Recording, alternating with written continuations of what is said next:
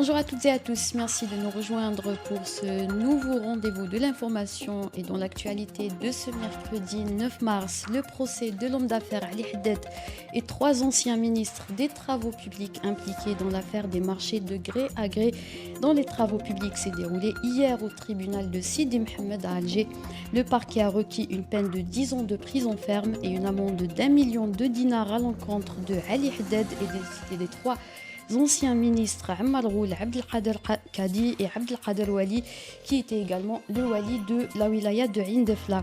Le parquet a également requis une peine de 7 ans de prison et une amende d'1 million de dinars à l'encontre de l'ancien directeur des travaux publics Ali Khelfaoui et 6 ans contre d'autres responsables impliqués dans la même affaire.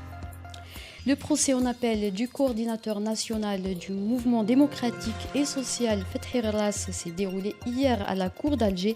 Le parquet a requis une peine de 3 ans de prison ferme et une amende de 100 000 dinars à son encontre.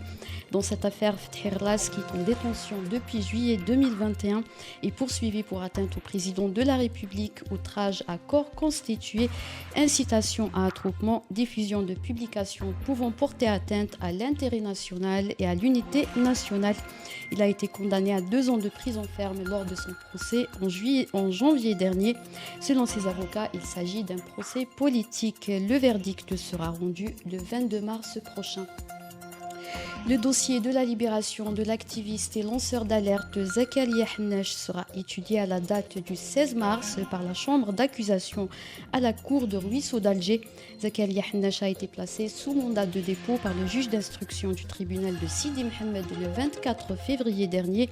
Plusieurs chefs d'inculpation sont retenus contre lui dans l'apologie d'actes terroristes. Le projet de loi relatif aux modalités d'exercice du droit syndical a été adopté hier à l'unanimité à l'Assemblée populaire nationale. Ce projet de loi prévoit notamment la liberté de créer, d'adhérer ou d'appartenir à des organisations syndicales, de respecter les principes et garanties visant à protéger et soutenir les libertés syndicales, toutes formes confondues sur le plan professionnel dans le cadre de la loi régissant le travail syndical. Dans l'actualité tunisienne, les membres de l'organe de supervision judiciaire temporaire ont prêté serment lundi 7 mars pour remplacer le Conseil supérieur de la magistrature. Cette instance indépendante a été dissoute par le président Kais Saïed le 5 février dernier. Il accuse les juges de corruption, d'être manipulés par le mouvement d'obédience islamique Ennahda et de ralentir les enquêtes sur les assassinats en 2013 de 2 militants de gauche, Choukri Belaïd et Mohamed Brahmi.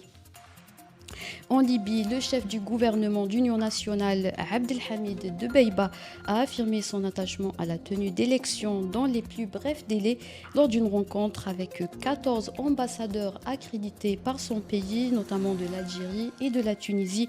Il y a une semaine, la Chambre des députés de Tobruk dans l'Est a installé Fethi Bachara au poste de chef d'un nouveau gouvernement en remplacement du gouvernement de Debeiba. Mais ce dernier refuse de transmettre le pouvoir avant la tenue d'élections. En Mauritanie, l'ambassadeur du Mali, Mohamed Dibassi, a été convoqué hier par le ministère mauritanien des Affaires étrangères.